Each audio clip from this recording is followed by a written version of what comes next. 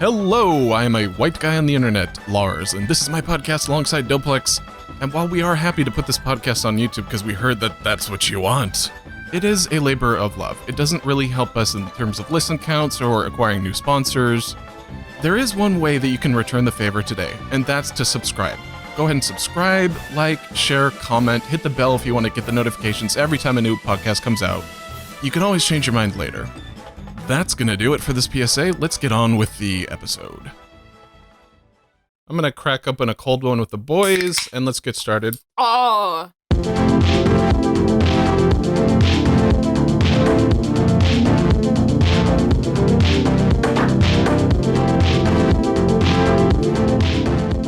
Lads, I think it's only acceptable that the podcast starts as the Ota-Chan voice, am I right? Oh, of course, yeah. Okay, I guess I'll start. Okay, get in the zone. I gotta summon her within me, though. That's the thing. It's really difficult. I haven't done her voice in ages. Okay. Hello, everyone, and welcome to the Ota-Chan show. I'm joking. It's not. It's actually me. Haha. Hi. Got him! Got him! That was awesome. Holy shit. Yeah. Haven't done that in a while now, but yeah, still got it. Good. Yeah, you just, I like how you just like summon that. Like there was like some preparation and then she just kind of like billowed out of you. That was cool. Quite honestly, that happens every time I go into a recording her. That's just, you have to channel the Ota-Chan energy. She is dormant within me. Right. Until I let her out. So do you have to like sit in like a sensory deprivation room until like she Yeah, I have to turn off all the lights in my room, sit in my corner, drink a few cans of beer and just like start swearing profusely. And then eventually that's how you summon Ota-Chan. If you want to summon her yourself, that's the ritual. Since it's spooky season right now, if you fancy doing that. Exactly. I think I will do that. By the way, people who listen to the Yusef episode of this podcast may already know this secret, but people who are tuning in just from the OtakuVs channel proper are probably really surprised right now because, you listen to the Ota-Chan voice and you expect the person behind that voice to be very different from how you are. Yeah, a lot of people, this tends to be in situations where, like in real life, when I went to AX last year, when people had like noticed me, because I'd like be wearing like the OtakuVs lanyard and stuff, they'd be like, oh, are you Ota-Chan? And I'd say, yeah, it's me, I'm Frankie, nice to meet you. And they'd be just so taken aback. They'd be like, no, that's the wrong voice that's coming out of your mouth, bro. Like, what is the voice coming out of your mouth? Do the voice. Please do the voice. No, do the voice. Please do the voice. I'm gonna fucking lose it if you don't do the voice. And then, yeah. Was there ever a situation where someone was like, where you went up to them and you're like, hi, I'm Frankie from OtakuVs, and they're like, no, you're not. Oh my, there's a few people that refuse to believe sometimes that it's me doing the voice. Like, like when I first met some of like some of my YouTube friends, Sydney, Sid Snap. I don't know if you're familiar, but like, we'd been talking for ages online, and we'd finally met in LA, and Yusuf like introduced us and stuff because we'd recorded in a video where she voiced my sister in one of the OtakuVs like before we became animated boys. This was like before then. Yeah. And she was like, oh, Frankie, it's so nice to finally meet you. And I was like, oh, Sydney, it's so nice. She's like, what? Wait, what the fuck? What? What the fuck is the go? She's like, you're British? And I was like, yeah. I was it makes me so shy as well because like Ota-Chan's like, in a sense, a lot more out there than I am, I think. Yeah. In like the screamy sense.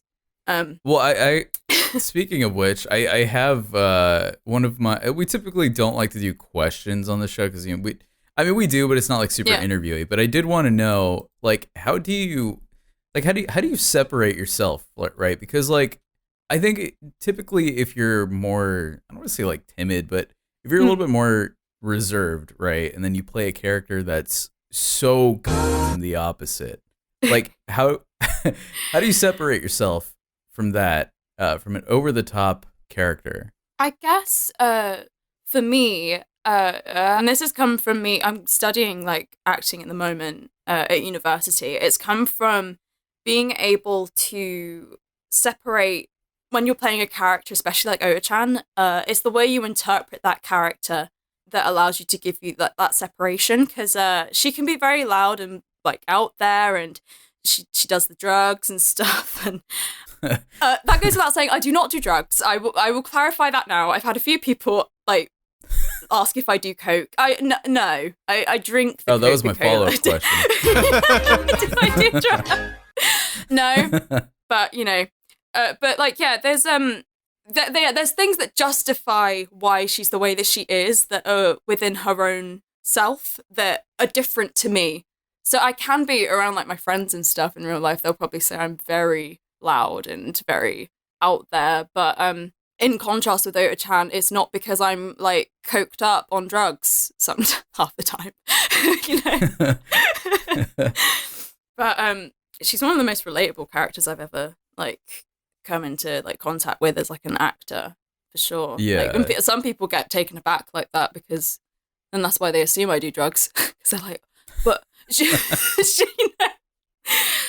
But yeah, there's a certain like realness there when I record with her, which you have to kind of slightly relate to her when you voice her. Whereas some of the stuff later on in episode 2 was a bit more like real talk, like stripping it back, real talk. She's being real with herself. She's being real with Cam and everything. And like that's one of my favorite ways to voice Ota-Chan, is like that, because everyone's slightly taken aback by it. Right.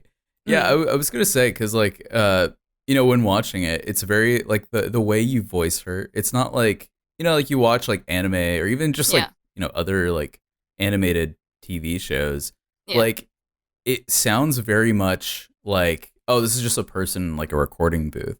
It sounds like they're reading the line. But with you, like, when you do Ota-Chan, it's very, like, it's hard to explain, but it feels, like, more real, even though it's still, like, you know, it's an anime, but like the way you voice her just sounds like, oh, she's just like, you know, some crazy chick that lives in a high rise. I think to be honest, so this is like slightly tying into how people usually would dub animes and stuff like that. Like, we're a very interesting situation over here at the OtakuVs Ota-Chan show, because we are not we're an anime that is originally like it's I'm heavily involved in like the characterization and stuff, and I had to speak to Yusuf about this because it's what I'm actually doing my dissertation on, the way that the recording process and how we've actually managed to get to this point of producing something that like how we are.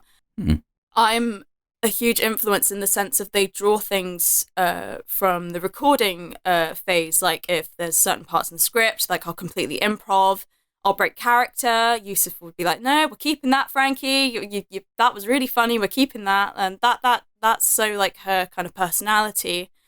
So like it's really different in the sense of some people that like dub anime, they just get given the material and the exact lines they have to voice, and there's no like flexibility in the sense of where that journey can, like where that character's journey can go. It's set.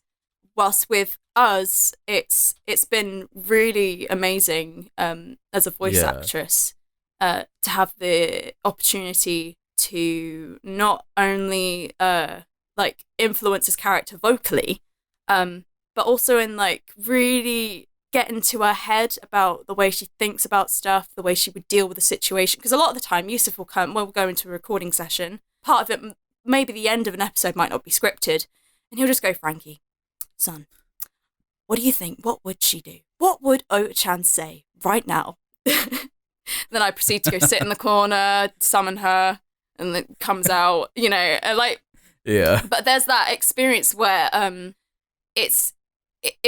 feel so grateful that like I'm a part of that, and that I get to vocalize that. But yeah, there's really not much else I can say about that really, other than like the recording process is nuts. Because it's just me and Yusuf shouting at each other for an hour or two. It's totally really good. Hey, Doplex, I noticed that Roboplex is back, by the way, on your audio. Oh, really? In Discord, Oh, like yeah. the robotic voice. Yeah, Oh, God what's going damn on, it. bud? You all right?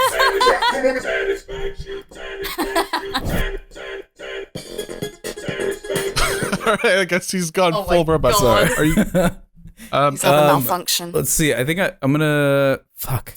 Hold on. I think I know what it is. One sec. You're sounding fine now. Oh, yeah, you're fine now. Oh, really? Yeah. Okay. So, okay. All right. Cool. I'm on the OtakuVs Twitter account, Yeah. and I'm looking at the pinned tweet, and it's I'll link to that in the show notes for people who haven't seen it yet. It's kind of, I think, indicative of kind of the whole vibe of the show, which is very like fan servicey in general. I've noticed, and like, to the extent that you had creative control over everything, what was the motivation behind that? So is the pin tweets for the third episode, right? Yeah. Episode 3. So that's like the gacha game kind of thing, and I personally have not fallen down the gacha game hole yet. I know I will. Everyone falls victim to it. I haven't quite yet, but I think if anything, some of the episodes are more Yusuf influenced than myself. This one, I remember being like, he didn't give me much context in the sense it's like being obsessed with a game, Frankie. Just be obsessed with a game. And I was like, okay, I can do that. I've gotten pretty obsessed with like, like playing Pokemon on my DS or something like that, or I understand.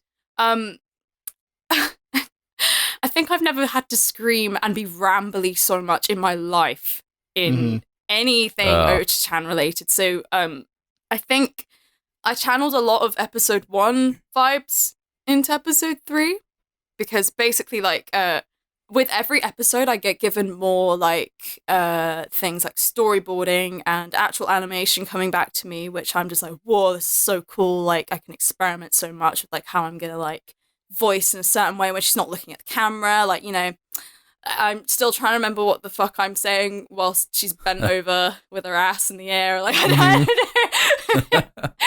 know. But like I think in this episode, in episode 3, I just had to channel her a lot in the crazy sense. Yeah. She literally is, gacha games. You're losing your mind. Yeah, you mentioned money. gacha games, by the way. And like, okay, so just for the audience's sake, if they don't know what it is, a gacha game is, they take a lot of forms, but a gacha game, in general, they tend to focus on kind of generic big titty, big booty anime babes. And the main mechanic of the gacha game is really not the gameplay itself, but it's about the pull. A pull is when basically you draw about 10 or 11 different things, whether they're characters or weapons or items or just different things, and it's really insidious actually if you go down that rabbit hole, because it gets to the point where it gets that Skinner box instinct going inside of people's heads, where they think, well, I'll pay another $10, I'll do another pull, and they really want that one like specific anime babe in their party, so like they keep pulling at it, and people end up spending $20, $100, $1,000, in some cases like 5 to 6 figures in a month just to fuel their account. And it's like, it's fascinating, but it's also kind of fucked up because like people are going into debt for a video game, and it's just like, wow. Yeah. And you can understand from Ota-Chan's addictive personality, that was something that the 2 and 2 kind of went in hand, really, and recording that. So it was like she was on drugs, but a different kind of drugs. Yeah. Oh. Do tell. I don't know how much I can like say. I didn't even. Well, I messaged Yusuf like before. I was like, oh, I'm doing the podcast today, and he was like, oh yeah, you're gonna have so much fun. I was like, oh, I'm nervous, but But like I was like, is there anything I'm like not allowed to say? It's just like, no, I trust you, G. And I'm like, what does that mean? Like, what am I not allowed to say? See that he did that on purpose so that way you wouldn't say anything. Yeah, just leave me with like this thing in my brain, thinking if I say something wrong. I think you'll be okay as long as you avoid most of like the hard racial slurs.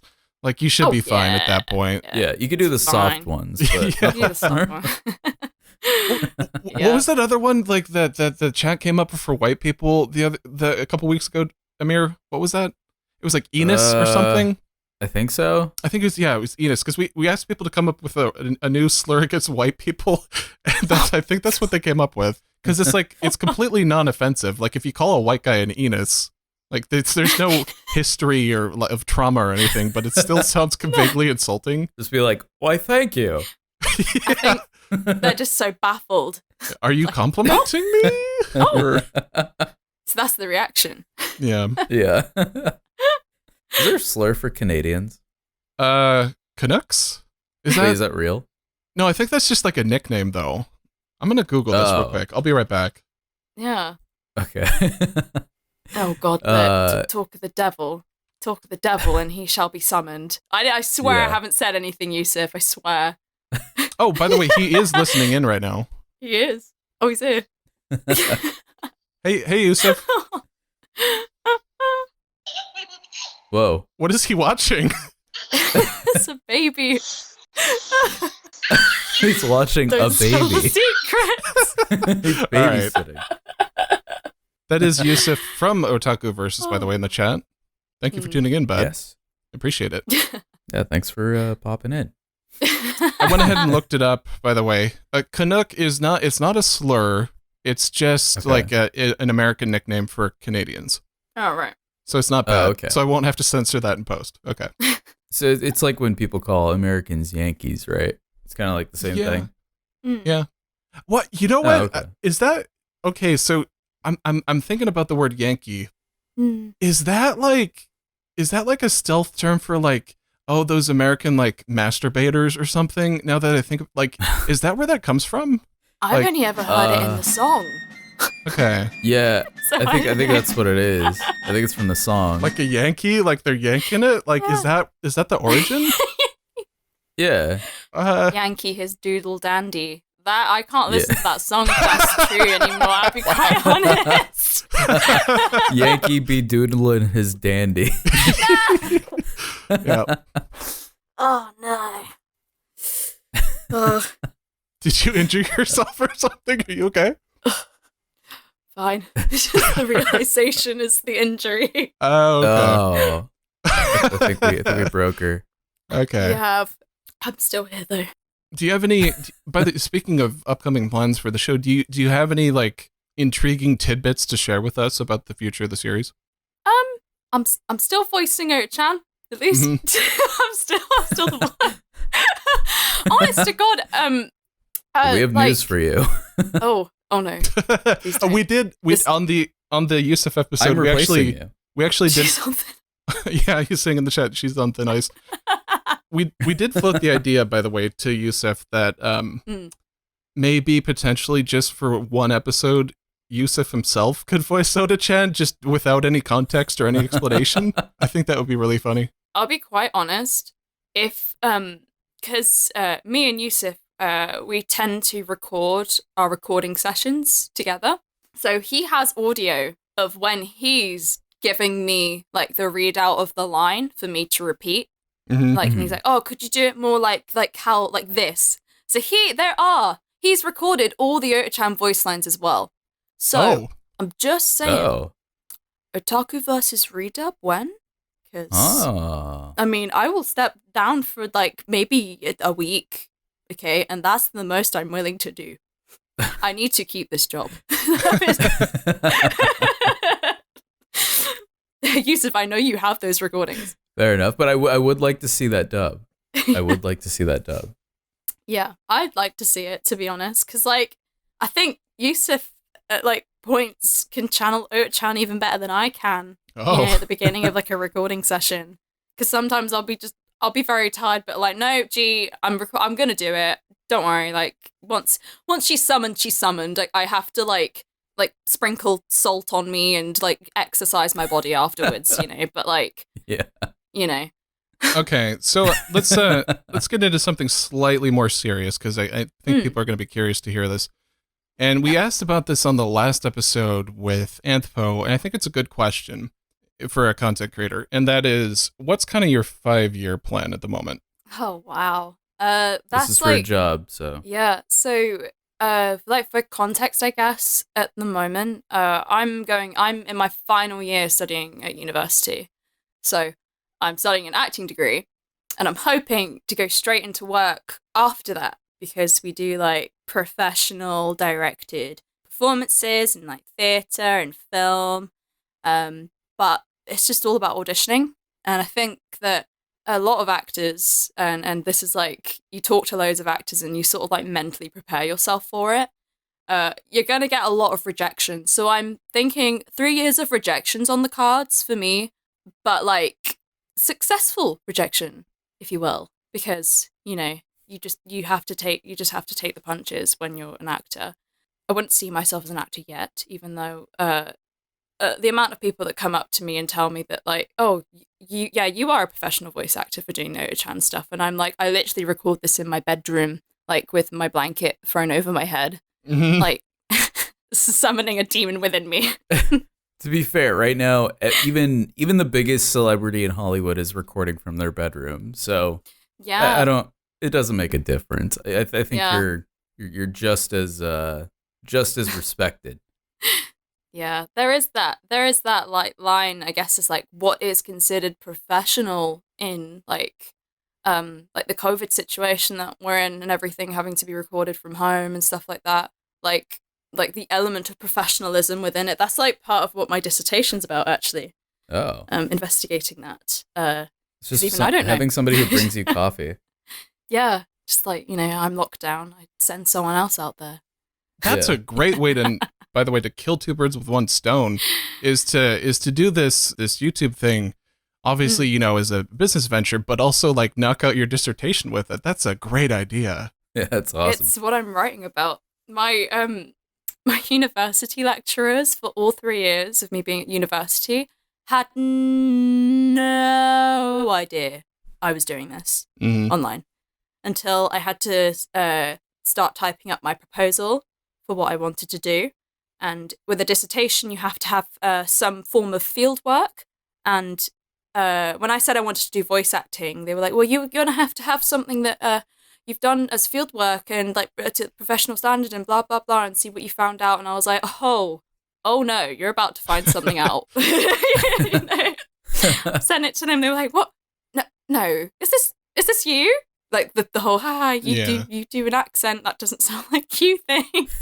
I'm kind of curious, by the way, on that note, other than the reaction to your voice, I like it. I'm just gonna say I like it, but the Ota-Chan show is an acquired fucking taste, I think, for your average normie. So my question is, how did they react to that? Because that's some shit, man. Like, oof.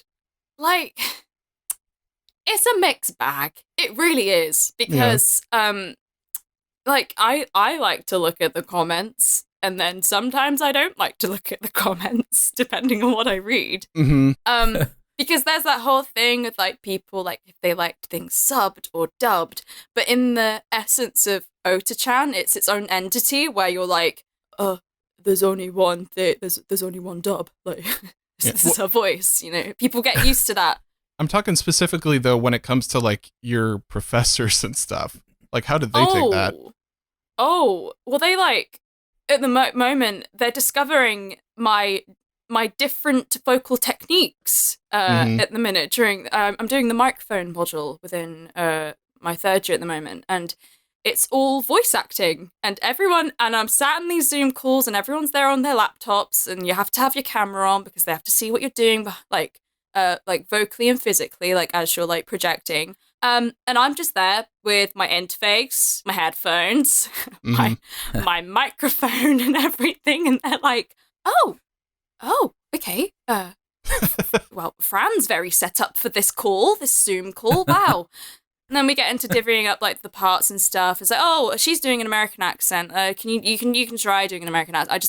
I just come out with it, and they don't expect me to sound like this or do this, and then I put on the Ota-Chan voice, or I do a wee bit of Scottish, and they don't understand that I can do the accent very well. Well, I can't now, I'm dropping it, but very on the spot. But like you have a lot of range. I have I think, and also I like most girls when they voice when they, especially like anime characters, I feel like they're so much more in their higher register. They're comfortable in their higher register. I'm not like that. Unless I'm screaming at Ota-Chan, I'm like low.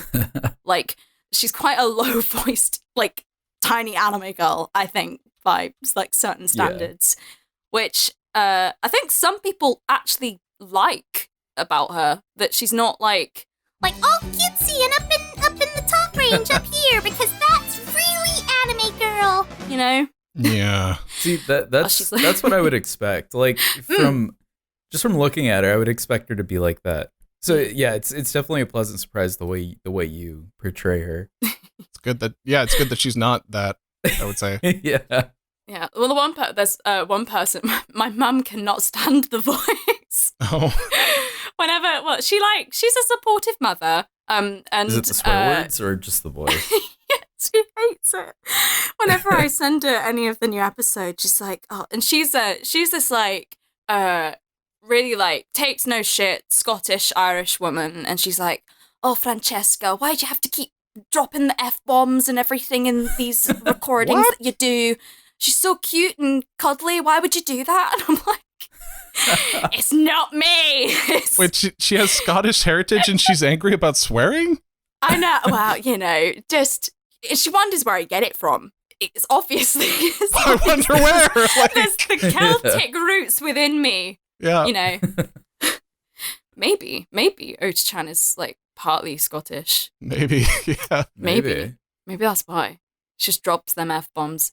I feel like the statistically like first word that most Scottish babies say is probably the word fuck. Like it's not exactly a nice speaking dialect. I'm gonna ask her what her first word was. Okay. And see what she says. All right. Well, it actually was fuck. Imagine if it was. I'll text her right now. All right. Well, while she's doing that, Doplex, do you have a song for us? You want a song? Yeah. Oh. Wait, that's what you said, right? You want a song? Yes. Sure. All right, here we go. What do you want the song to be about? I think I want it to be about Enos's. Or actually, no, make it about Yankees, Doodle, and their Dandie. All right, let me find a good beat here. No.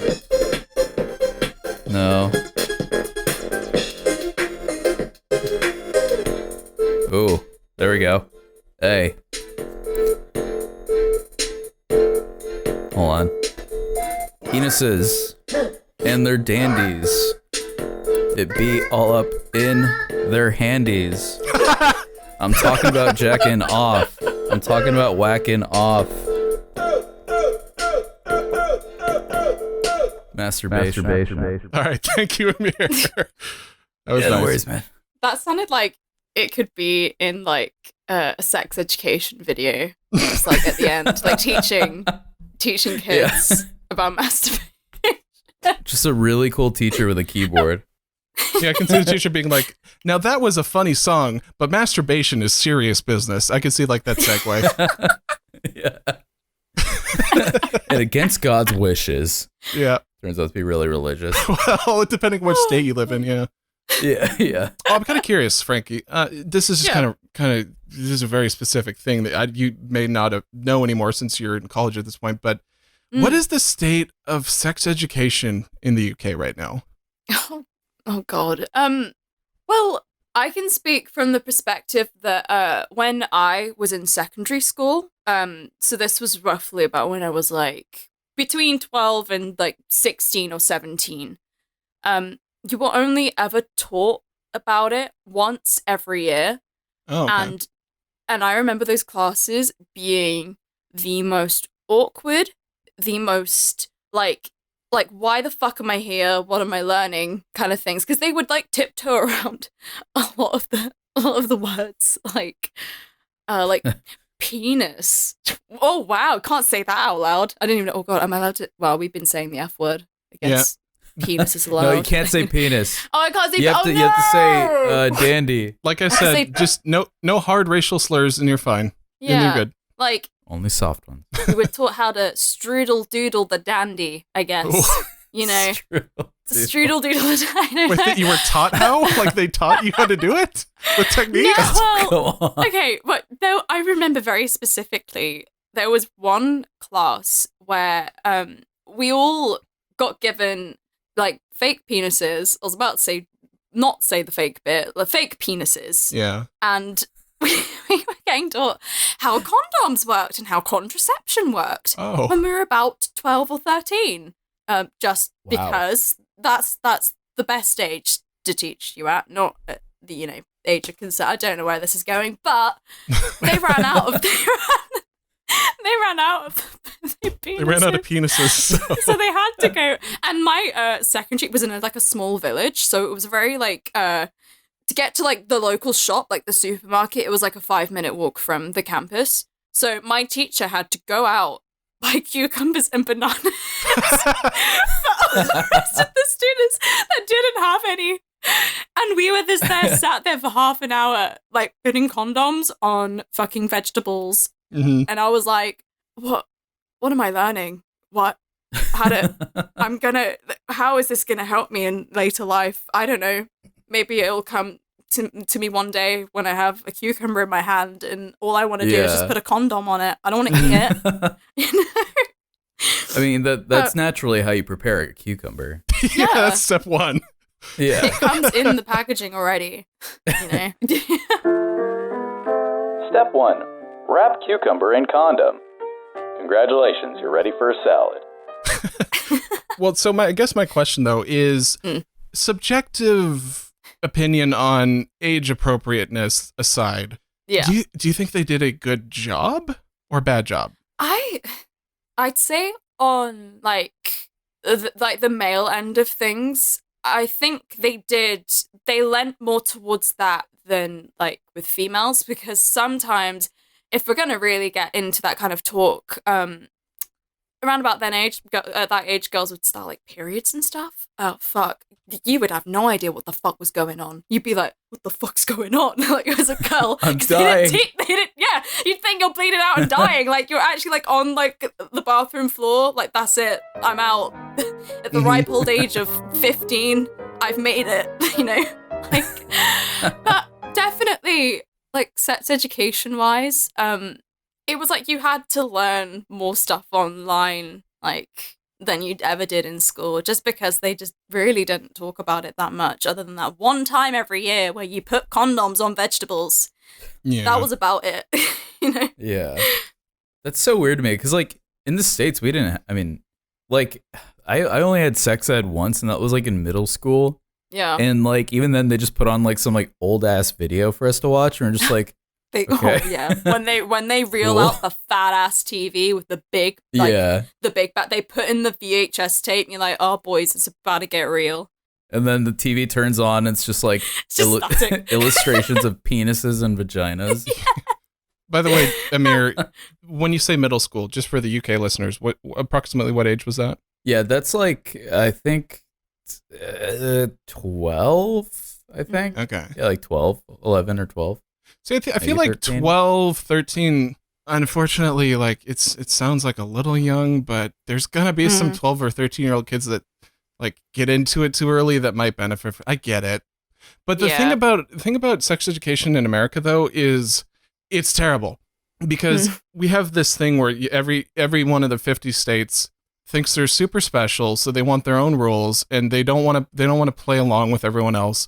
And a lot of states, especially in the South, which is kind of like that's our term for the Southeast for some reason, they like to pretend like this is like a bad thing, that kids shouldn't learn about this kind of stuff. And so what ends up happening is they teach abstinence only, and they teach you like if you have sex, you're gonna die, and that kind of like that kind of attitude, and it leads to sky high teenage pregnancy rates and stuff, and it's a real problem over here. So because they want to die? Is that what you're implying? Oh, no, I'm just saying, like, there's like a direct correlation between like the comprehensiveness of sex education here and the the amount of problems that happen for teens, like where the problems drop off dramatically if they're actually taught.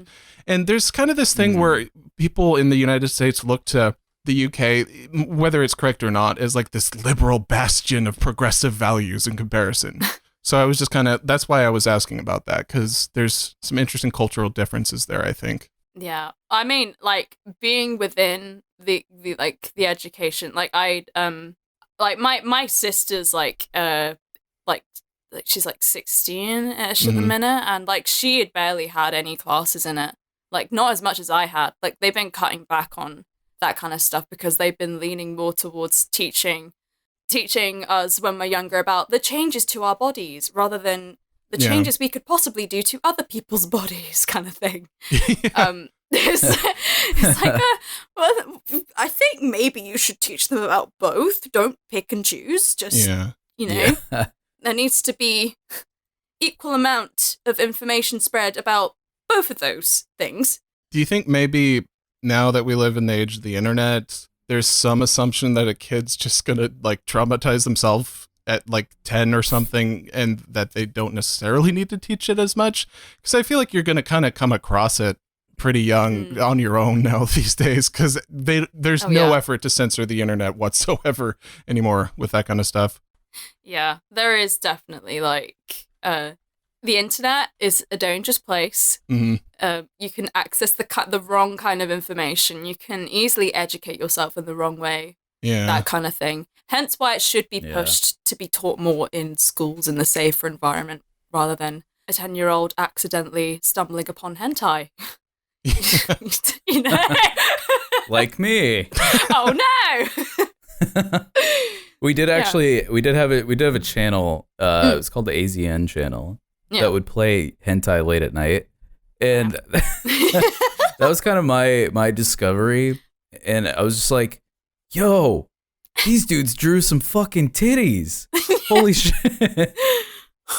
And that kind of that ruined me. By the way, Amir, do you have any prepared segments for us this time? Yeah, I do actually. So sorry, Frankie, if you're cool with this, I set up a voice acting segment. Wow. Okay. Where I created 4 characters, and then you just have to like give me the voice you think they would have. Okay. Oh, interesting. Okay. I'm excited. All right. So the first one is an anthropomorphic bowl of soup. Fucking Christ. An anthropomorphic bowl of soup. Yeah, how would that sound? Okay, I have juice here, so I'm just gonna That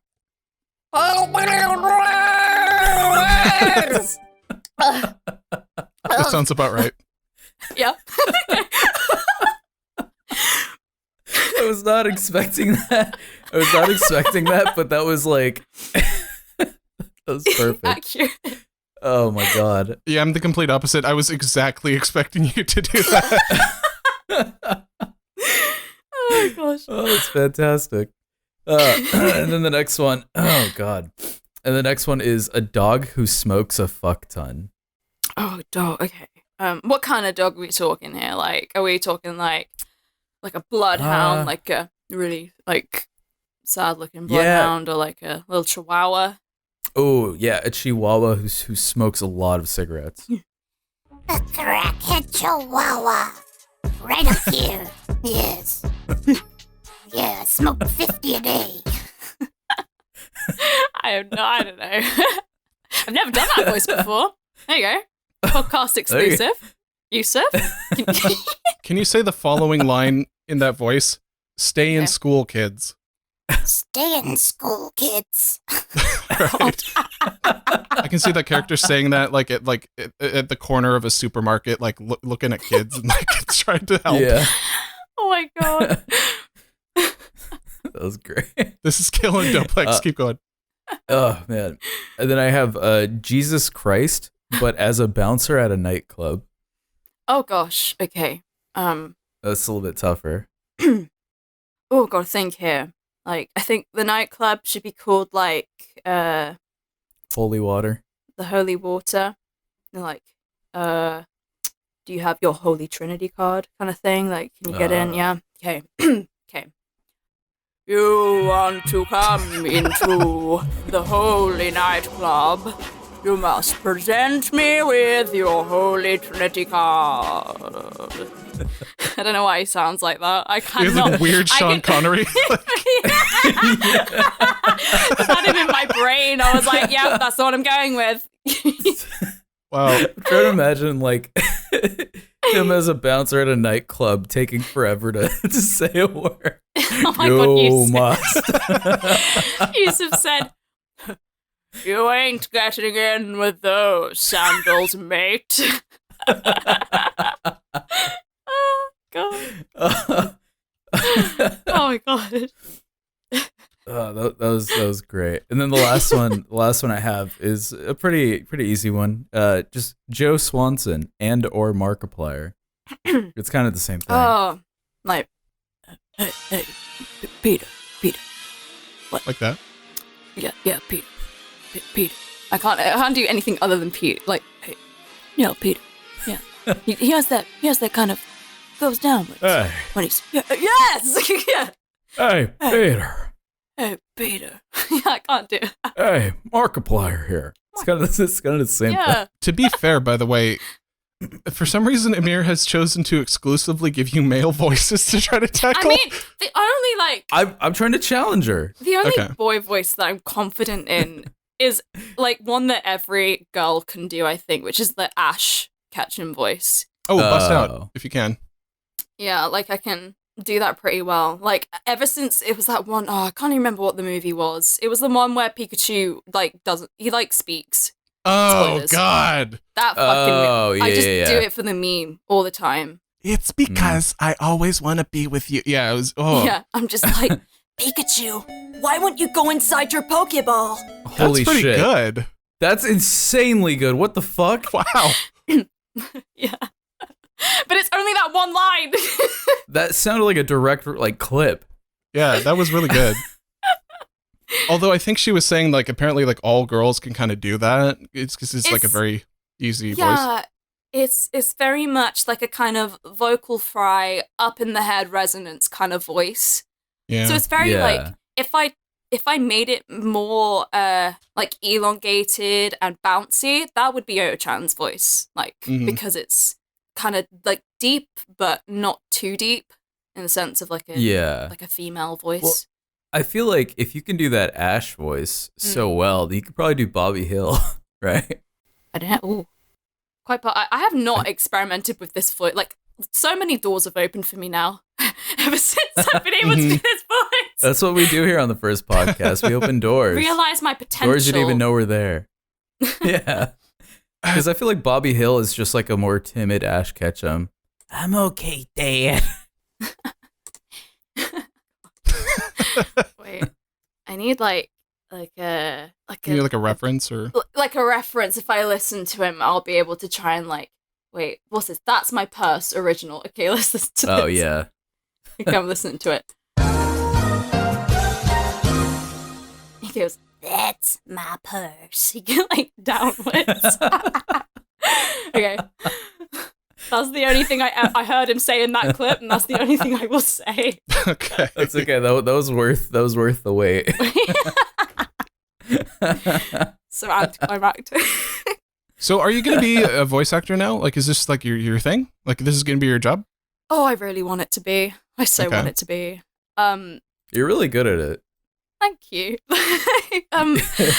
Like, I don't know, like with voice acting, when I was like younger and when I first started doing like the projects and stuff with Yusuf and like all the gang, we didn't really think much of it. It was just a very fun thing that I thought at the time. I was just like, I'm enjoying myself so much doing this and I get to like act.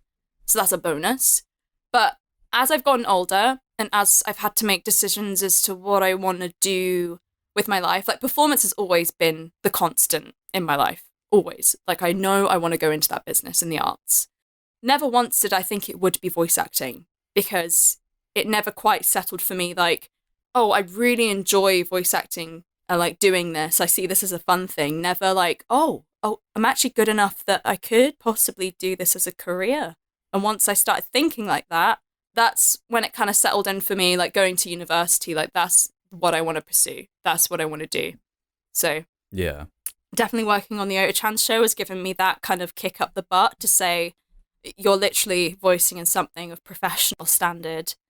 Like, yes, you can do it, Frankie. You just need to figure out how to get into more things, which, you know, at the minute, I'm a bit clueless. I don't know. I'm just a uni student. I write my essays at my computer every day, and that is my life at the moment. Yeah.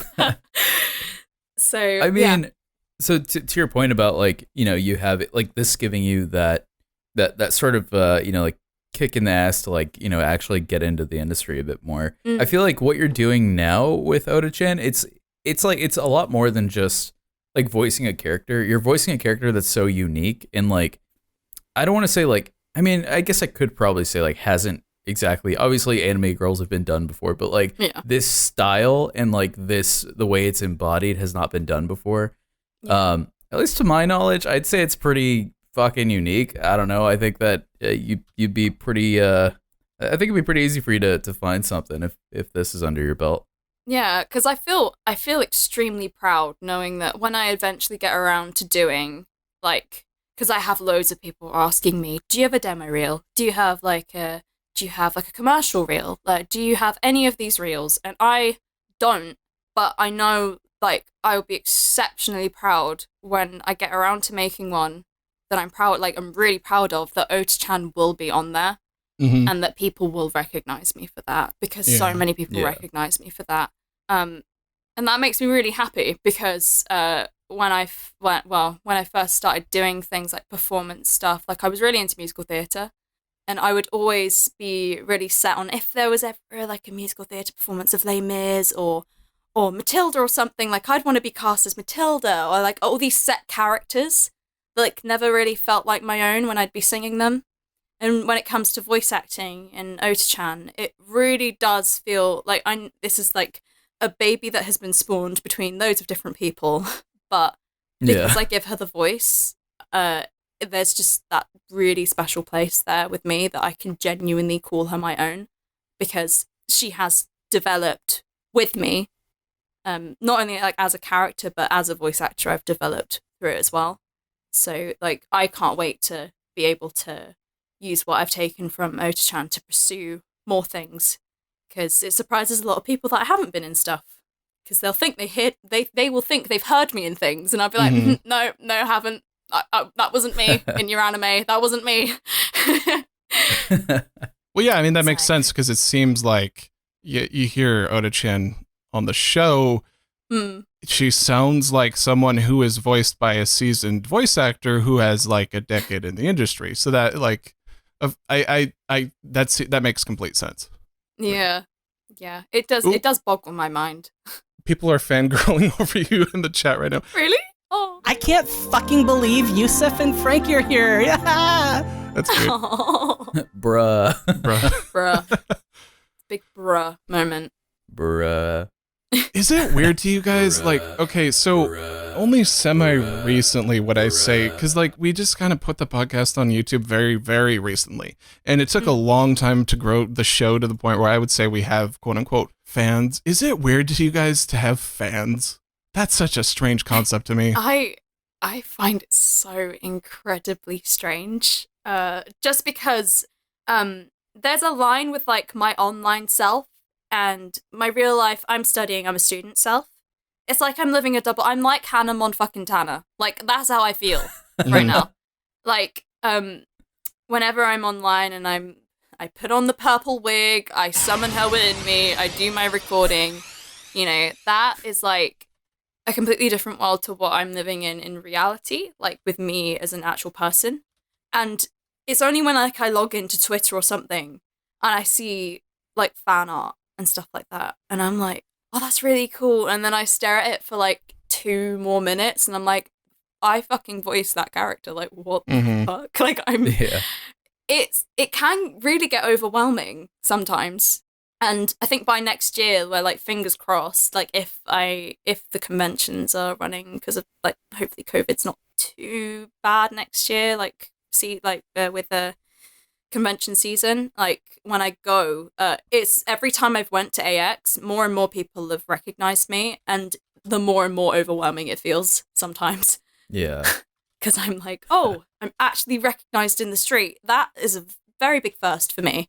You know, if you're not my friend and I don't know you, you know, like it's just Right. It's eye-opening. Crazy. Yeah, and I mean, obviously, that must be like a really cool experience, you know, being recognized for something that you've embodied. But it must be like kind of like sort of like a different, like it must feel weird to be recognized like for something you do with your voice. You know what I mean? Like, yeah, it's because like a lot of people, you know, like they rely heavily on their talents of like, you know, like on camera personalities, or I mean, I know you have your own channel, but like, you know, or like even like just celebrities who just like, I don't know, like TikTok influencers who would just like, you know, show off their face like for 7 seconds, you know, and then like they get recognized. But like you're actually doing something with like your pipes, you're creating something. Yeah. You're you know, that must be kind of interesting to like be recognized for something like that.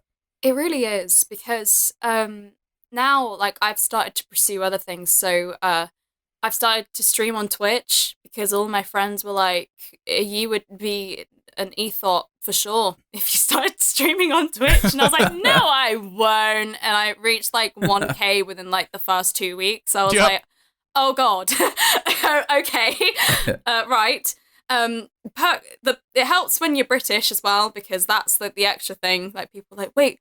And they think they're like, oh, Ota-Chan's voice actor streams. They're expecting, you know, this American accent, as we said before, and then I'm streaming. I'm literally screaming, swearing, effing and jeffing, whatever. Like my and jeffing. My British accent, like, oh, what the fuck you doing, mate? Blah blah blah. And they're like, who is she? And it's like, this is the other soul that lives within the body. She's called Frankie. Yeah. She's put a video game in front of me and I scream to high heaven. Like, I am just like, I'm like those gamers that you see on like the perfectly cut screams videos on Twitter where they like smash their keyboards and stuff. That's me.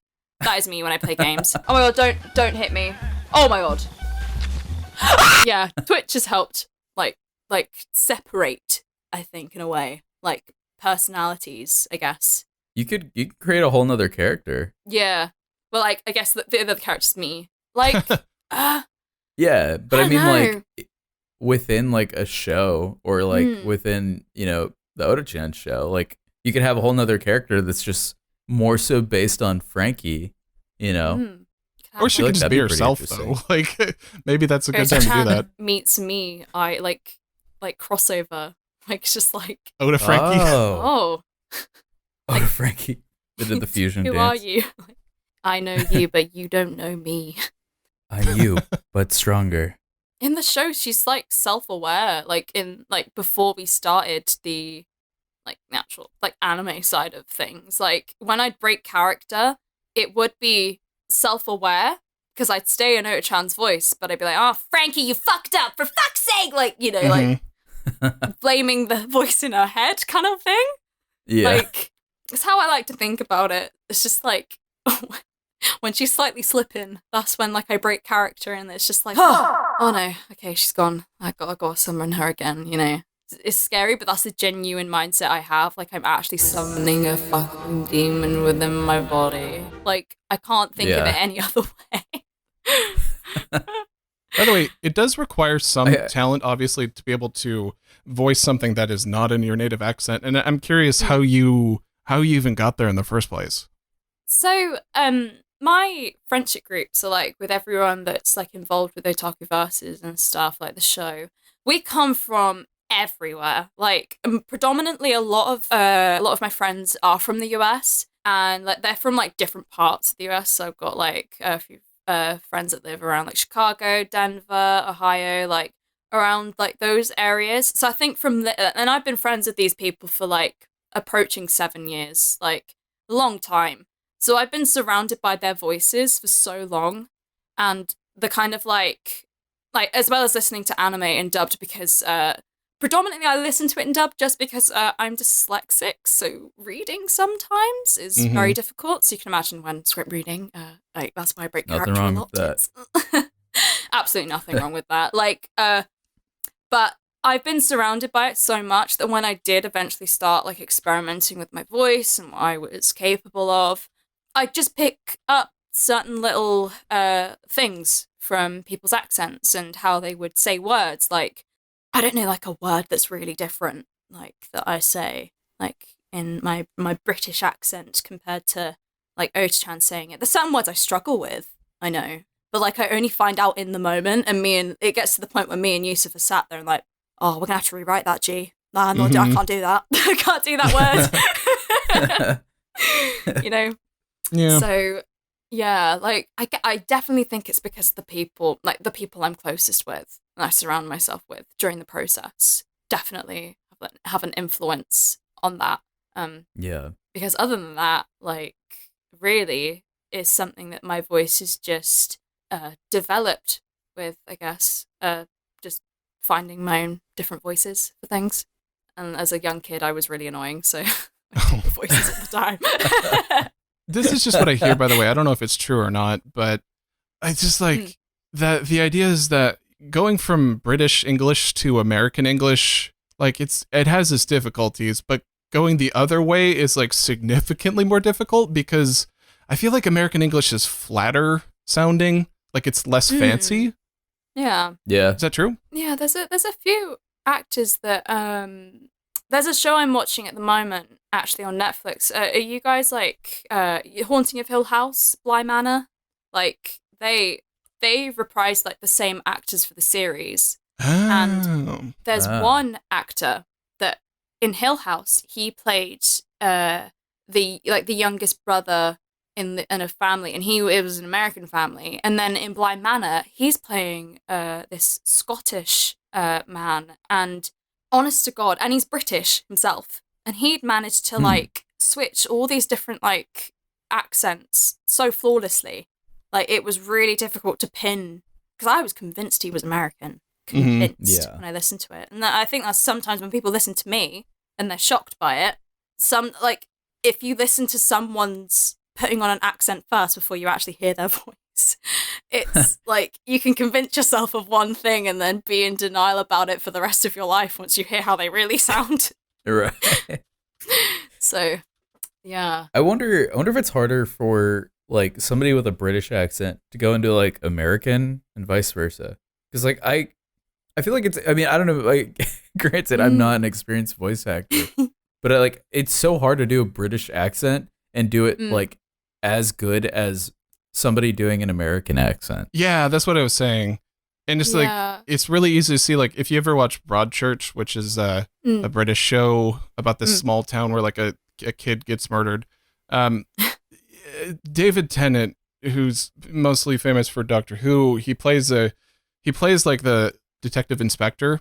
And then in the American adaptation called Grace Point, he also plays the same guy, but it's like in America, and he uses an American accent, and he does a really good job, but I can't imagine it'd be as easy to do it the other way around. Like, I don't know. There's just something about American English that seems so easy to me.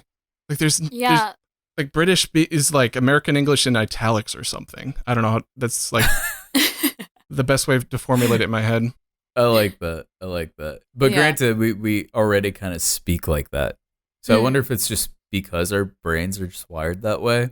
Like if I were to try to take up like a Cockney accent. Oof. Yeah, that's like that's the go-to. Like British, I'm British, tea and crumpets. Like we talk like this, you know. Oi, bruv, what you doing? You standing up me, mate? You what? Squaring up, innit? You know, like that's like. Whenever I say I'm British, people are like, "Oh, British," kind of thing. Like, no, I'm actually not. I don't speak like that. No, I don't. Yeah. Sometimes I play it up to the point where I sound absolutely very up my own arse, very posh, and people are like, "Oh my fucking god!" You have to say arse. Arse. I can't even say arse. Arsehole. I can't. Even. Swears are fun. We love swearing. Yeah. Clearly, he loves swearing. Big 'cause ups to swearing. That's what OtakuVs is all about. Yeah. Oof. Just I think Yusuf said it in like when he was on the podcast. It's just like whenever he's scripting, he just likes to sprinkle it in there because he loves the words so much. Like, They sound good. it's just, yeah, it's just it suits Ota-Chan's voice so much. I'm so used to saying fuck that sometimes when I'm screaming at my video games, I'll go fuck, like it will sound like her when Yeah. when I get angry. That's what people recognize. When I get angry, that's when I sound like her. She's like Hulk within me. It's another way of summoning her. You really get on my nerves. She's gonna come out. You know? Yeah. Actually, that kind of reminds me. I mean, I don't know. I don't think we touched on this yet. But speaking of swearing, one thing that really caught me off guard was the amount of swearing and the fact that it was on YouTube. Yeah. Like, how do you guys like still manage to be successful with that, even with like the insane amount of like, you know, because obviously YouTube is like very like they try to be family friendly or whatever. Yeah. But there's like a you guys drop an F-bomb like every other second. Fucking weirdos. Get in the fucking car. And it's like awesome. It's really refreshing because like I feel like people are very scared to do that. Yeah. But you guys take that risk with like something that takes so much work. You know, obviously animation, voice acting, script writing, all that stuff, and then just completely destroy it with a bunch of swear words.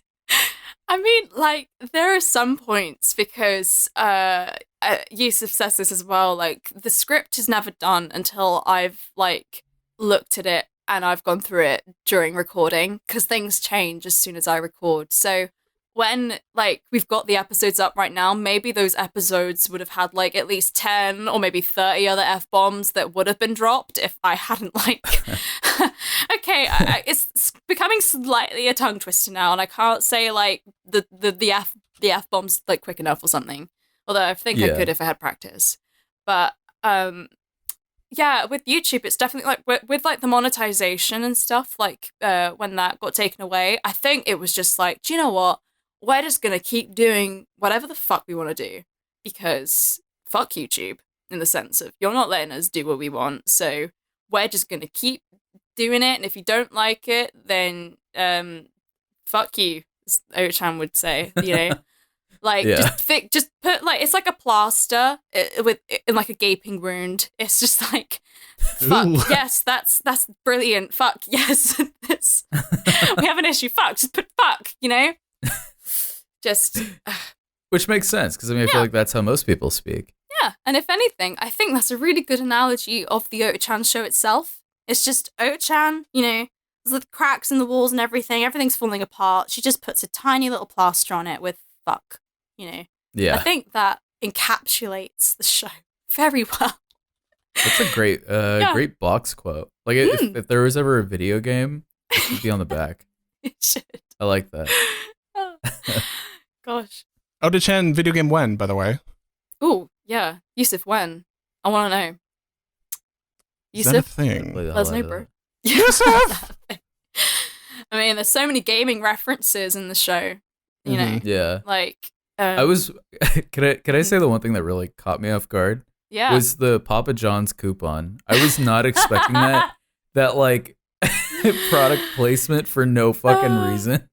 I thought that was so cool. I mean, that was on when I was recording, and I get given the collateral damage. They did the the scene drawings, like the storyboarding and stuff. So that was literally drawn on the storyboarding when I was first recording and going through it. And when I was reading like the script, like that Papa John's is in there, I was like, you know what, we got good taste in pizza over here. Like, this is in the UK, Papa John's is very good. Like, it's, I don't know how it is in the US or anything like that. I don't know, but like in the UK, it's like better than Domino's, better than like most pizza places here.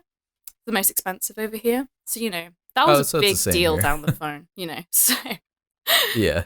But like, yeah, most of the stuff that like is like referenced is very much it comes so much from Yusa's personality, and it like and that's why I love the show so much. It just oozes with different parts of like people's like loves and stuff, and like the aesthetic of the show especially has been influenced by like a lot of what Yusuf is like really into, like the fight like in the episode 2 when like Ota-Chan's like playing like the fighting game and stuff like that, like Tekken. Yusuf's massive on Tekken, he loves Tekken, and it's just like I knew there'd be Tekken somewhere in there at some point. You know, sometimes when I see things I'm like, yeah, I knew that would be in there eventually, yeah, I knew that.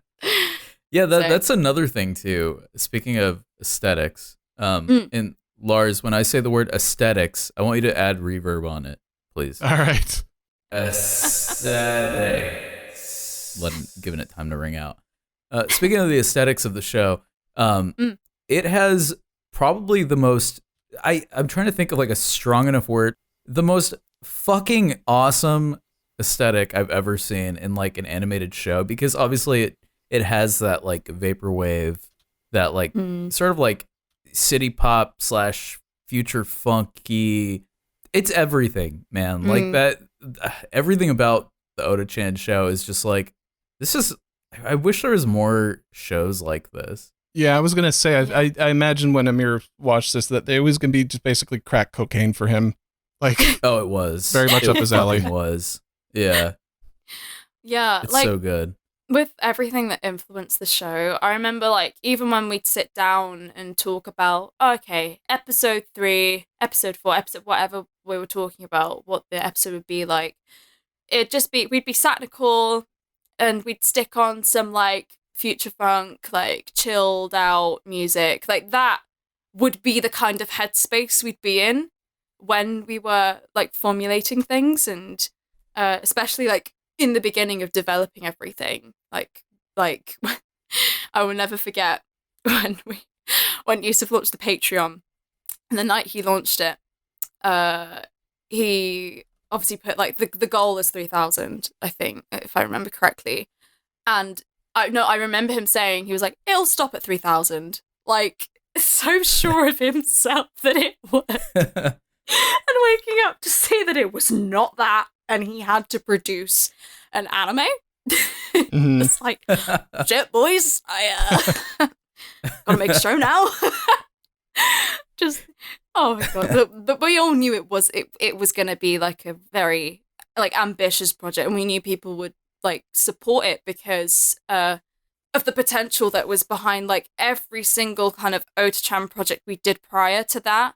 It was just people would want more of it. Like they'd want to be more immersed in this like the Ota-Chan universe, and like what is she about? We want to know more about that. And I think with the show and what we're really pushing for is that everything that the show has been influenced by real people. And even that even is like, it applies to me whilst recording and stuff, because that's why I loved recording episode 2 so much, because when she's having a real moment, when she's talking and actually saying, you're like, no, I fuck up all the time, I'm just a fuck up, and like everyone expects me to fuck up, and you know that's just what everyone expects, and what the fuck am I supposed to teach people, you know? Like that like headspace that she's in is something like I feel that like is super duper relatable for like anybody in any kind of sense. Like, and as a voice actor as well, it really, there's like an emotional kind of connection that you have there, right? That I really like. I nearly got teary recording that, just because it was very, yeah, like what the question you asked me earlier, like what the 5-year plan kind of thing. It's just like, what am I supposed to teach people? Like, where am I supposed to be in a few years? You know, that kind of questioning yourself. I feel like she's super relatable in that sense. And that's the kind of thing that I want to give to the show with her as the voice, being the voice of that. And like aesthetic wise, that's very much Yusuf's kind of expertise, in the sense of like, I'm sure he'd be able to like indulge you on a bit more about that, like especially with like the animation and stuff now. With each episode, it's been getting so much better with what I've seen. Like it's been so good. what I've seen so far for episode 3. It's really, really good. And more of that aesthetic that you were talking about that you liked, it's just being like brought out even more, which, you know, yeah, it's just, whenever I see something, I'm just gobsmacked because I'm like, it's just getting better. It's like, I'm putting a condom on a cucumber just thinking about it.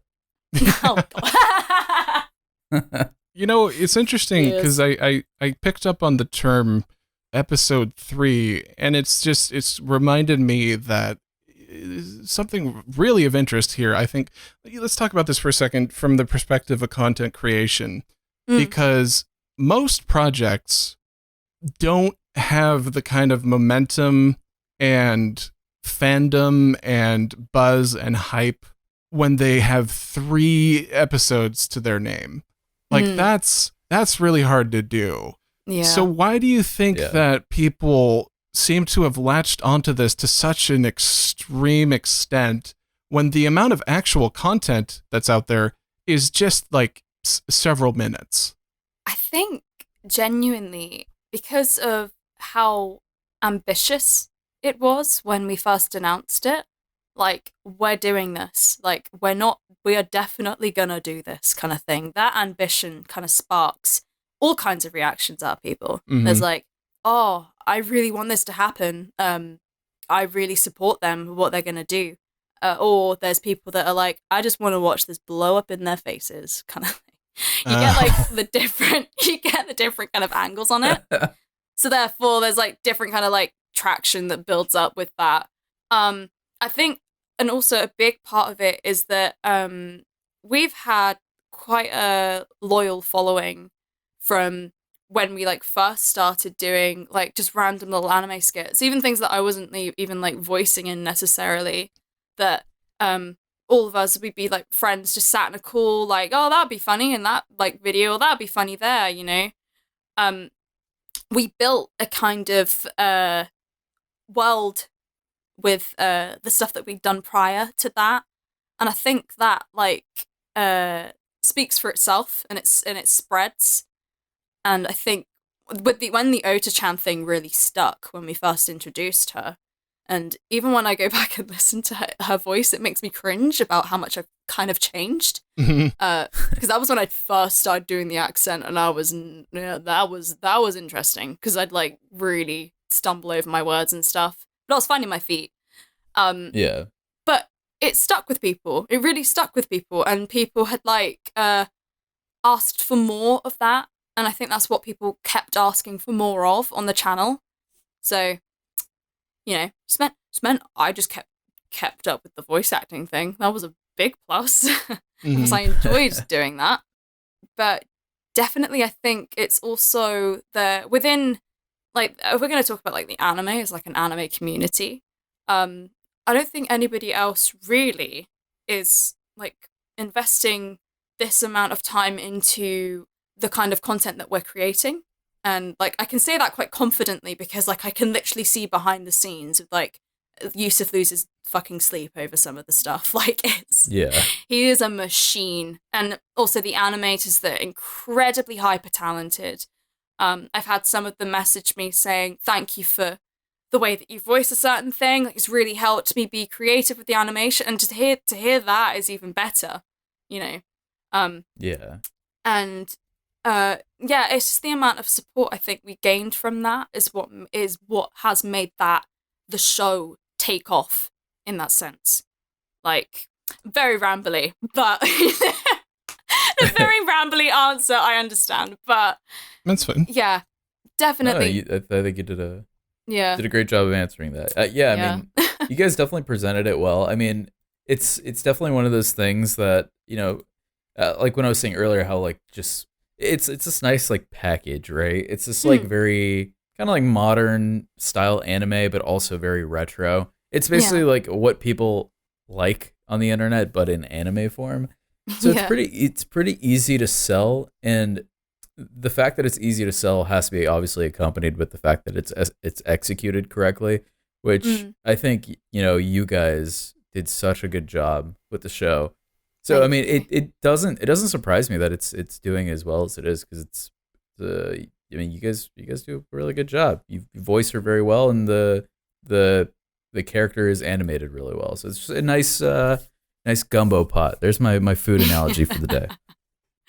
I think that part of it also is the fact that it's kind of making fun of anime too. Like it's very pointed satire and criticism of the medium as well, which really helps.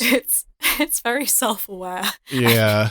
All the time. It's really interesting to me how like it's very much, and I don't mean this as an insult, it's very much like style over substance, where you're not really saying that much. Like not much is actually being accomplished. It's But just you don't very need slick. to. Yeah, exactly. Yeah.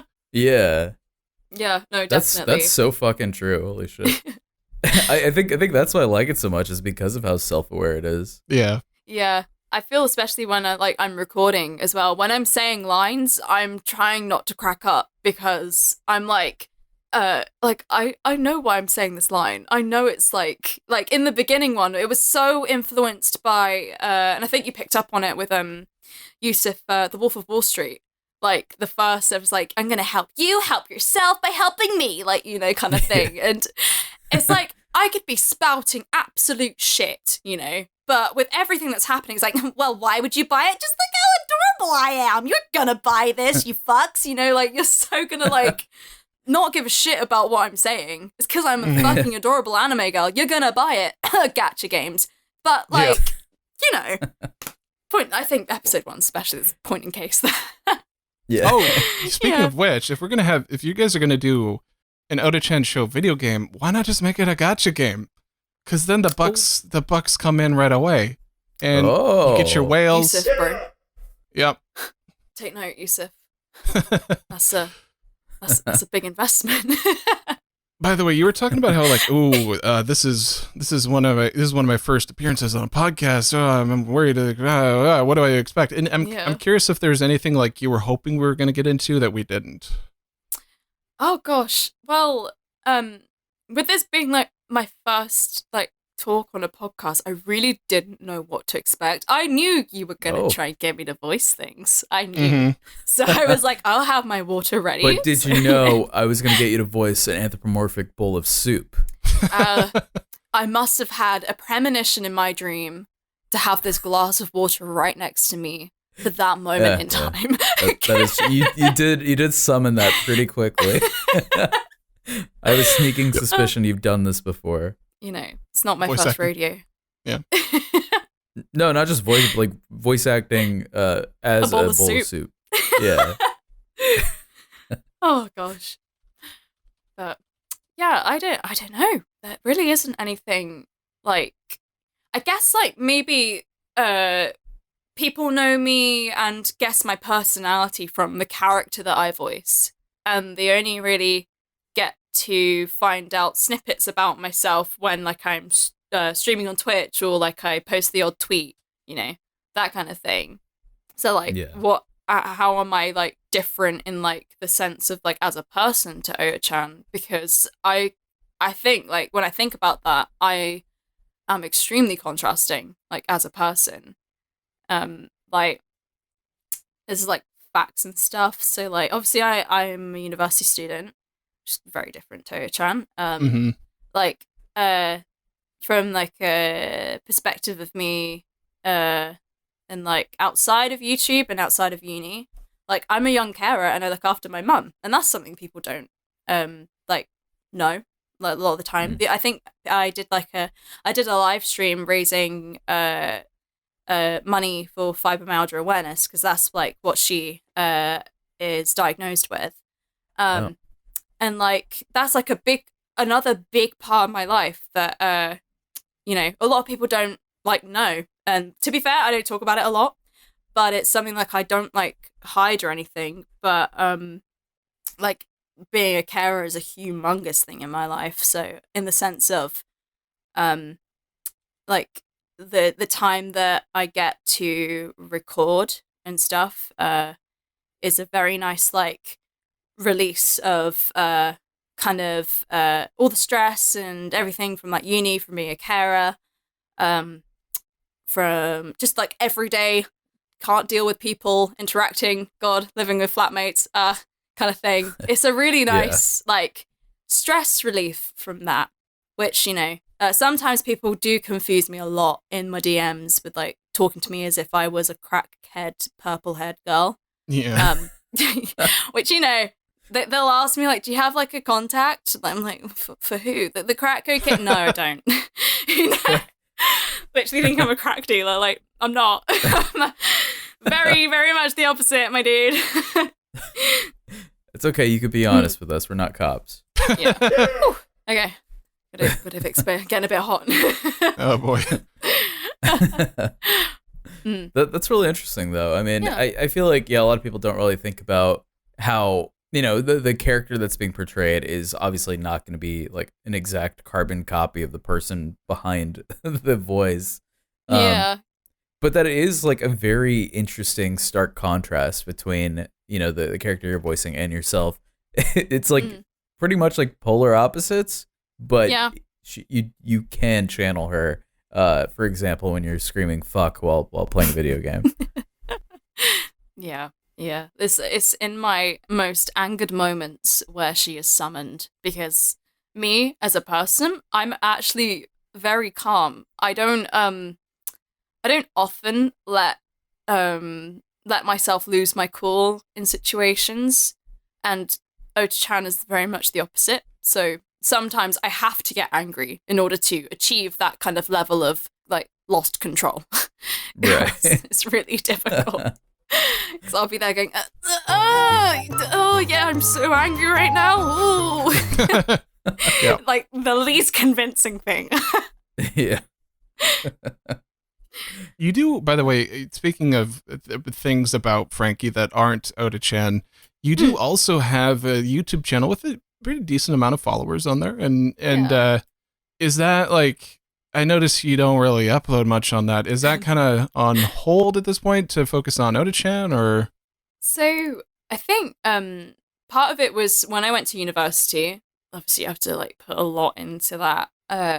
So I kind of lost time with that. Part of it was because Ota-Chan. I really liked like putting more of myself into that rather than trying to make content on my own YouTube channel where I wasn't like too happy with it. Like I would upload sometimes this year, but like I'd just delete it because I wasn't like happy with it. Most of that was my singing. Like I do a lot of singing in my spare time, and I'd upload it and then I'd take it down just because I was like, no, like I think a part of this is because of how used to I am like being in something like the Ota-Chan show. I'm like the standard that I will hold myself to sometimes is stupidly high because of what I'm involved in. And I think that's a good thing because you always like, you're not like settling for something that you know you can do better at, which is like my mindset with a lot of things, especially with the voice acting stuff. Like every Ota-Chan episode I record, I'm like, I can take this away from this episode.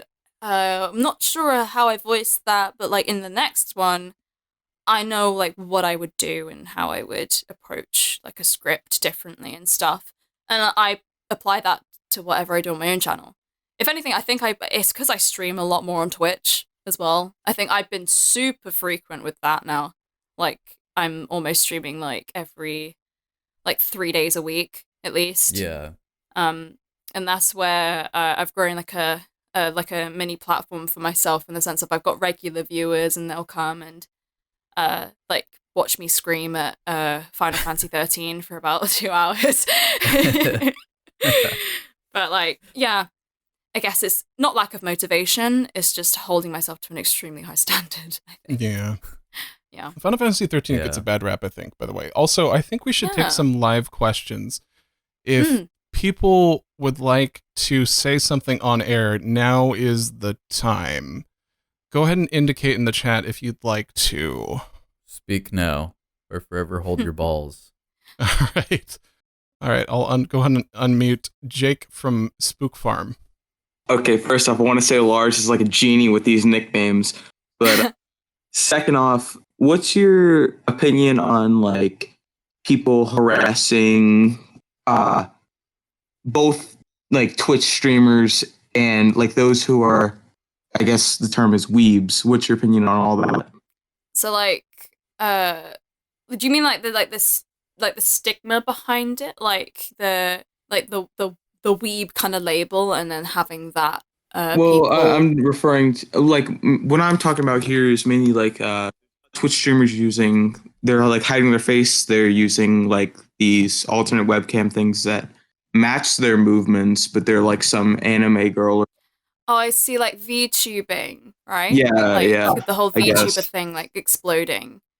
Yeah. Yeah, because there's like been a few, like I know, like I'm trying to think of streamers that have done it. Like I know, like Pokimane got attacked a wee bit when she did it. Personally, I don't think people should be like attacked for trying things like that, because it's not like it's like if people like wanted me to VTube as Ota-Chan, and I know, trust me, I've read my Twitch view, like when my Twitch viewers type, I know they want that so bad.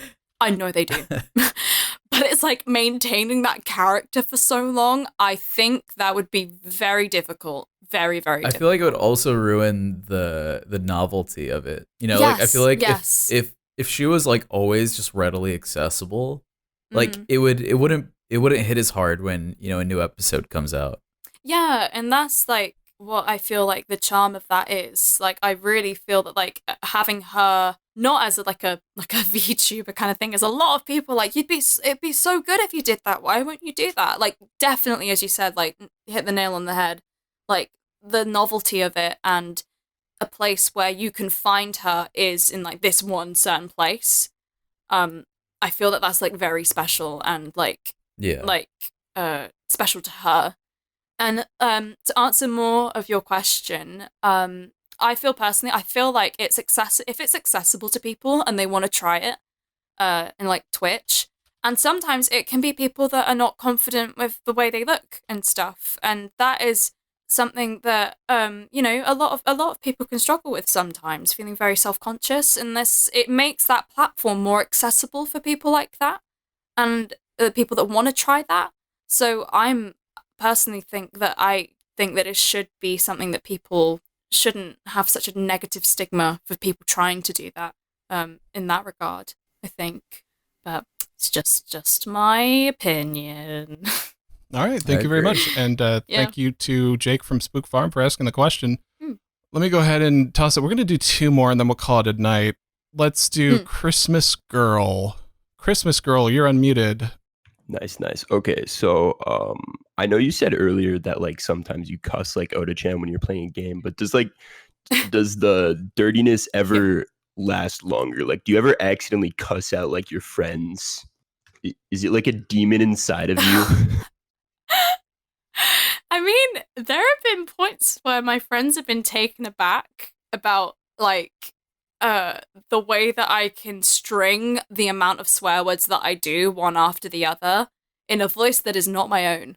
It makes swearing so much easier. So why would I not do it? You know, that kind of thing. But yeah, no, definitely. When I've been cooking or something in the flat, like I live with 5 other people at university, and when they hear me, sometimes like I'll burn myself when I'm cooking. I'll be like, fuck shit, bitches! Like they'll just be like, is someone like broken into the house? Like, who is that in the kitchen? But, you know, they've lived with me long enough now to understand that there are 2 separate entities within me. But, all right. Yeah. Thank you, Christmas Girl. Thank you, Christmas Girl. All right, next up we have Lork G, Lars's fan guy. Okay. Hey, guys. I got a question. I apologize if you already answered this, because I've been on and off with studying. But with the voice acting you do, obviously, would you ever think of it becoming like professional, like with like shows or movies or multimedia productions and stuff like that, or would you rather keep it on a scale more like this? I remember you talking about doing an anime, but like anything beyond that? Yeah, so like I addressed it like briefly earlier, that it's definitely something I've realized I want to push and pursue. because when I was younger, I used to get picked on like hell for like doing YouTube videos and voicing in that sense, and like wanting to be a YouTuber. I guess that was like my goal. But now that obviously things have taken off with the Ota-Chan, I've gotten incredible amounts of confidence within myself with my voice acting from it, and realizing that that is actually a viable career path for me now, that I can pursue that and enjoy that. It's definitely something I want to push for, not just restricting myself to anime, because I love games, video games and stuff. Humongous fan of the Final Fantasy franchise. Like, it would be a dream to voice in a Final Fantasy game for me. But yeah, it's definitely something that I don't want to limit myself to anime-wise. I want to like branch out, and if I'm going for it, I'm going to go for it. Like, all or nothing, bro. That's what I want to do. I would like to see Ota-Chan in Final Fantasy. What is it? It was 16 got announced, so maybe 17. Oh yeah. Yeah. Yeah, 17. I know a couple people have done voice acting for Final Fantasy, and it's like it's like the highlight of their career, basically. Yeah. Anyway. Yeah. If I was a character in Final Fantasy, I would talk like this. Hey, this is the Final Fantasy. You beat Joe last one. Hey, it's me, Markiplier. This is the last fantasy. No more fantasies after this one. Okay. So I'm going to give a last segment. Oh, boy. All right. So I'm going to give the last segment a chance here. And this is something that we've offered to every single voice actor that comes on the show. Just to do a quick read of something. And yeah, it's always optional, but no one has ever actually said no. Okay. So everyone in the chat, stop typing for a second. I'm going to go ahead and post it. Just leave the chat alone so it doesn't scroll up. Okay. This is from the movie Demolition Man. Okay. Okay. Oh, God. Can you do this in the Ota-Chan voice? Oh, fucking Christ. Why does this look like a sex imagery education is poster? Oh my God. Oh no. Oh no. Oh no. I'm reading it. Why is this a thing? What?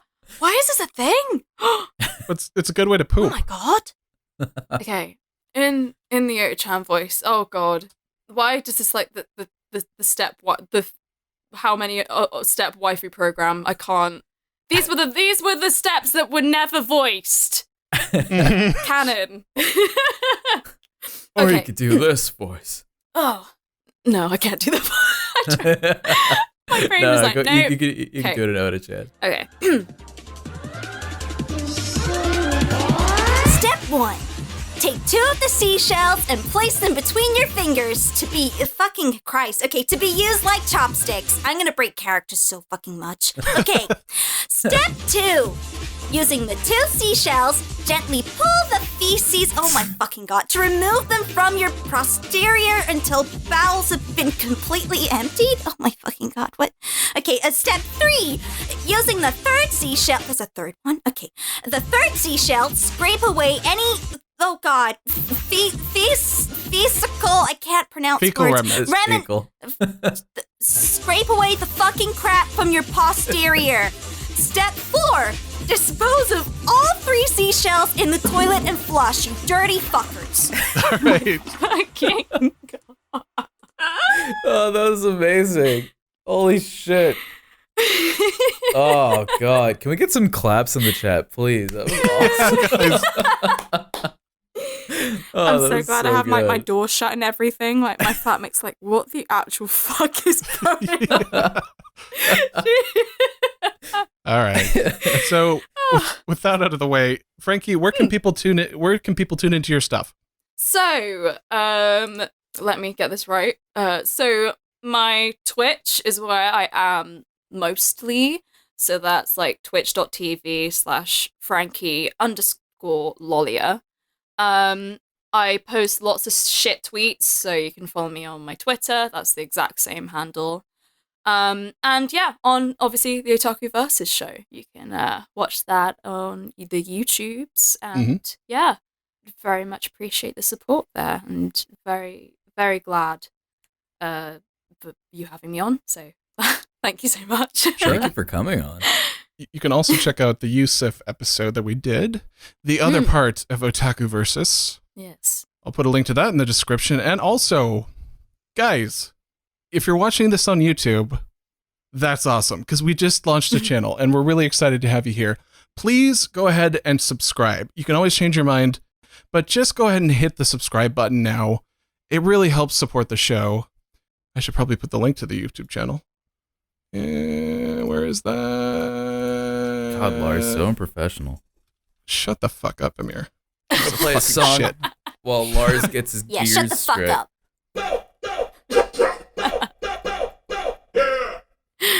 All right, thank you, Amir. Okay. Yeah, no problem. Yeah, there's the link to the actual YouTube channel, but if you're listening to this on audio, just go to youtube.t1podcast.com. And guys, if you're a huge fan of the podcast and you want to get bonus episodes of the show, early release privileges, a funny role in the Discord, a patron-only chat, and more, you can go to patreon.com/T1podcast. Amir, what's the link? Patreon.com/T1podcast. That's right. Frankie, thank you so much for being here. This was a delightful sequel to the Yusuf Thank you so much episode. for having me. Thank you. This was fucking awesome. Thank you. Do you want to end the show in Ota-Chan's voice? Okay. Okay, hang on. She's. Or you could do the bowl of soup. She's come back. Should I do Ota-Chan as the bowl of soup? Oh yeah, sure. Yeah, let's do that. Everyone, thank you so much.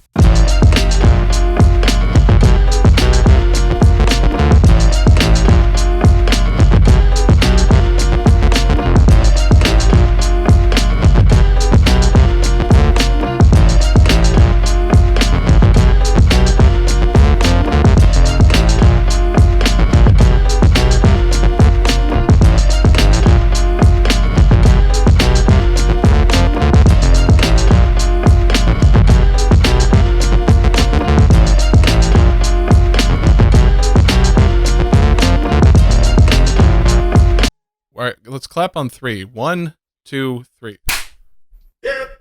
Okay. Was that like on for you or slightly after? It was a little off for me. Yeah, slightly for me Do you as well. Do you want to do it again? Yeah, 1, 2, 3, clap. Yeah. I'm okay. Yeah. But if you want to, if you guys can do a separate one if you'd like. All right. Let's do a separate one. 1, 2, 3. Oh, that sounded good. Yeah. Okay. That was like solid clap. way off for me. Oh, it was good for me. Wait, did you guys clap wrong the first time? How do you clap wrong? I don't know. You missed your hand. You slap a different part of your body. Oh. You know, easy mistake. Yeah, happens all the time. Oh, whoops! I hit my foot. Like, what are you talking about? I just bent over. It was there. It looked like my hand. I knocked an innocent bystander unconscious when I was trying to clap.